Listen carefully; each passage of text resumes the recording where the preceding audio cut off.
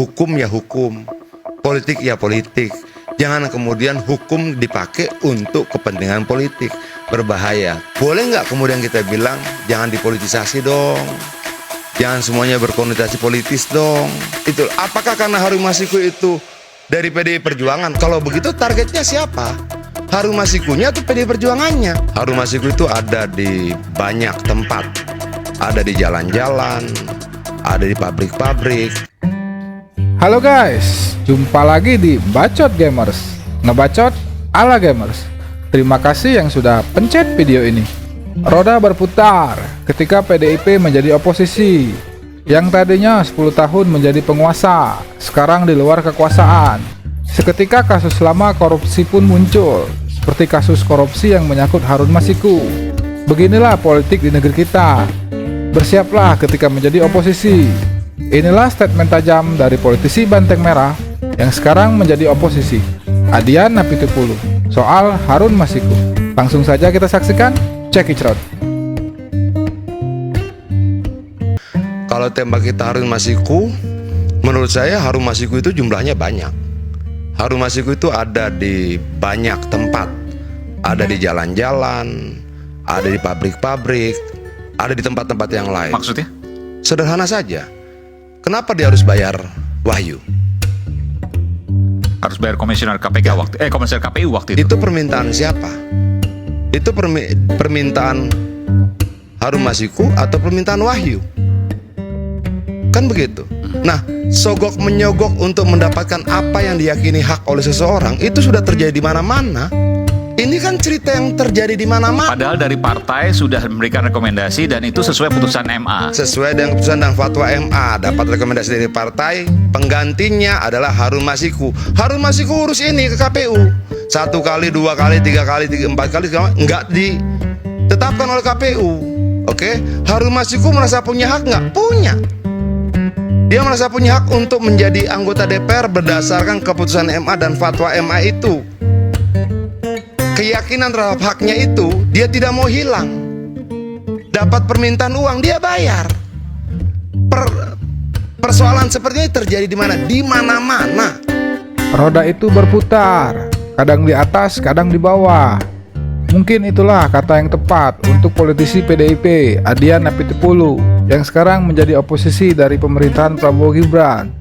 Dikarenakan kasus lama dari Harun Masiku kembali menjadi sorotan, politisi PDIP ini memberikan statementnya terkait soal Harun Masiku, dan ia mengatakan Harun Masiku ada di mana-mana secara tersirat.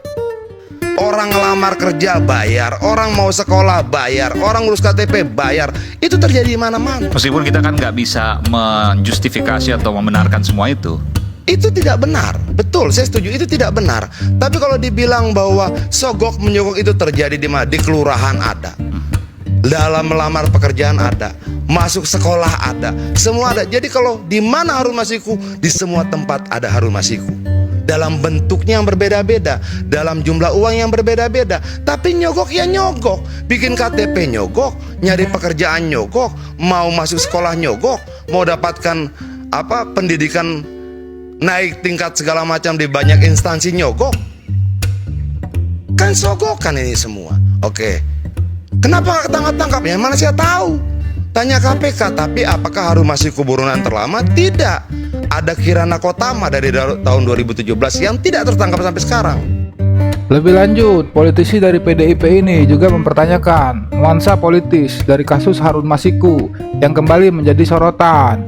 Karena begitu banyak kasus korupsi besar yang lain yang tidak menjadi sorotan, seperti kasus dari Kirana Kotama. Bung Adian pun mempertanyakan soal kasus ini, karena Harun Masiku atau karena dia dari PDIP yang sekarang menjadi oposisi. Kenapa tidak ada sayembara untuk Kirana Kotama? Uangnya lebih besar. Berapa uangnya? Ya, yang jelas lebih besar dari Harun Masiku. Buronannya lebih lama, 2017 toh. Lama sekali. Harun Masiku 2020, 3 tahun lebih lama daripada Harun Masiku. Kenapa nggak diributin? Kenapa? Itu apakah karena Harun Masiku itu dari PDI Perjuangan? Kalau begitu targetnya siapa? Harun Masikunya atau PDI Perjuangannya? Kenapa yang lebih lama 3 tahun menjadi buronan sampai hari ini tidak tertangkap ada dalam situsnya KPK? Kirana Kotama tidak pernah kita persoalkan. Tidak ada sayembara handphone, tidak ada sayembara 8 miliar, tidak ada sayembara lain. Kenapa? Apakah karena Kirana Kotama bukan anggota partai? Kan itu harus kita jelaskan. Kenapa? Rakyat berpikir kok. Rakyat mengikuti setiap tahap ini kok. Sekarang saya tanya pada teman-teman di sini, kalau kalian jadi Harun Masiku, merasa yakin dialah punya hak konstitusional untuk menjadi anggota DPR. Karena apa? Fatwa MA. Dia ajukan, ditolak. Dia ajukan, ditolak. Lalu datang tawaran. Kalau mau diterima, bayar dong. Bayar nggak? Politisi dari Banteng Merah ini pun balik bertanya kepada semua orang, apakah yang akan dilakukan bila berada di posisi Harun Masiku dalam kasus ini? Dan juga mempertanyakan soal definisi dari korupsi, serta posisi Harun Masiku itu sebagai pelaku atau korban. Adian pun mengingatkan bahwa problem besar dari bangsa ini adalah suap menyuap yang sudah mengakar di semua sendi-sendi kehidupan di negeri ini. Saya yakin sebagian besar dari sini akan bilang, saya bayar. Kenapa itu terjadi di mana-mana? Itu loh. Harun Masiku dalam posisi ini pelaku atau korban? Dia yakin kok.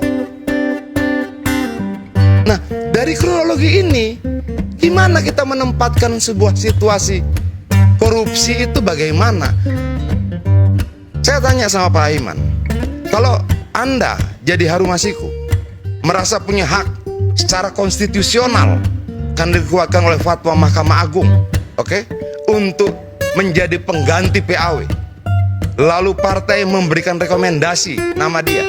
Lalu Anda ajukan, ditolak KPU. Ajukan, ditolak KPU. Apa yang akan Anda lakukan? Gugat KPU. Gugat KPU. Satu. Kedua apa? Ketika ada tawaran, sudahlah, selesaikan dengan uang. Pasti bayar. Itulah problem dari ibu-ibu rumah tangga. Itulah problem yang sama dari para pencari pekerjaan. Itulah problem yang sama bagi mereka yang mau meningkatkan karir di institusi negara. Dia harus bayar untuk dapatkan karirnya, dia harus bayar untuk dapatkan sekolah, dia harus bayar untuk dapatkan KTP, dia harus bayar untuk dapatkan pekerjaan. Itu problem besar bangsa ini. Dan di akhir statementnya, Adian Apitupulu pun mengatakan kepada semua pihak untuk berlaku adil dan fair soal kasus korupsi, agar tidak terkesan bernuansa politik. Dan politisi Banteng Merah ini pun menutup pernyataannya dengan kalimat yang tajam untuk memisahkan hukum ya hukum, politik ya politik. Jangan sampai hukum dipakai untuk kepentingan politik. Itu berbahaya. Kelas. Nah, ini kan perdebatan yang harus kita bicarakan panjang lebar. Lalu nilai salah benar itu bagaimana? Lalu sekarang betul yang dibilang Pak Ugro tadi. Kenapa tangkap-tangkap aja? Kalau sudah ketahuan sekarang panggil lagi. Menjelang Pilpres panggil lagi. Menjelang ini panggil lagi, ganti pimpinan KPK panggil lagi. Apa problemnya? Saya nggak tahu. Kalau disampaikan oleh teman tadi, siapa, Pak Yudi ya, itu urusan kalian di internal KPK. Bagaimana hubungan antara Rosa dan Firly, saya nggak mau tahu. Yang penting kalau memang kalian sudah tahu tempatnya, tangkap aja. Tapi kalau mau berlaku adil, bahas juga dong Kirana Kotama. Kenapa nggak pernah kita bahas? Itu loh. Kita biarkan publik menilai. Kalau kamu tidak bayar, maka kamu kehilangan jabatanmu sebagai anggota DPR. Di mana kita bilang ada unsur pemerasannya. Ketika dia tidak membayarkan sesuatu, dia kehilangan haknya. Ini beda dengan suap menyuap dalam proyek. Berbeda. Oke? Saya merasa punya hak untuk menjadi anggota DPR. Dari mana hak itu saya dapatkan? Hak konstitusional berdasarkan putusan Mahkamah Agung dan fatwa Mahkamah Agung. Hak itu melekat pada saya secara konstitusional. Tapi sudahlah, kita tidak bahas itu. Yang saya minta, boleh nggak berlaku fair? Untuk yang tidak berlatar belakang partai, ada 4 orang lagi yang jadi buronan. Yang lebih lama, bahas, bicarakan, buatkan sayembara. Biar fair. Panggil. Kenapa yang dipanggil semua yang terkait dengan Harun Masiku? Dari bulan ke bulan, dari tahun ke tahun. Menjelang Pilpres dipanggil, menjelang momentum politik dipanggil. Ayo kita berlaku fair. Berkali-kali.